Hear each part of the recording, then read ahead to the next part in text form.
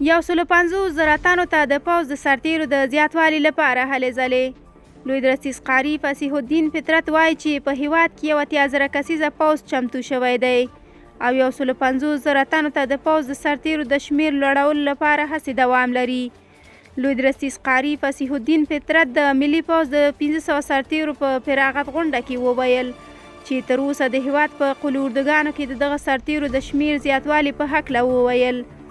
لوی درستیز قاري فصیح الدین فطرت څرګنده کړه هغه کسان چې دعوت طلب یې حتما جذب کیږي او همدارنګه له مسلکي کسانو به هم کار واخیستل شي. دغه جګپوړی پوځي چارواکی ټینګار کوي چې د اسلامي امارت ځواکونه د هیواد د پولو د ساتنې بشپړه وړتیا لري. نوموړی له پاکستان نه غواړي چې پر ډیورنډ کرښه د اغزن مزي له لګولو لاس واخلي. ښاغلي فطرت زیاته کړه په هغه ځایونو کې چې اغزن مزي غځول شوي دي مخکې شوي دي باید نور دا کار ونه شي. موږ له ګاونډي هیواده غواړو چې نور اغزن مزی ونه غځوي. همدا اوس د لویدیځ په 4 ولایتونو کې د اسلامي امارت 14,000 سرتیري حضور لري. بلخوا د اسلامي امارت ځواکونو په هرات ښار کې پوځي مانورې ترسره کړي.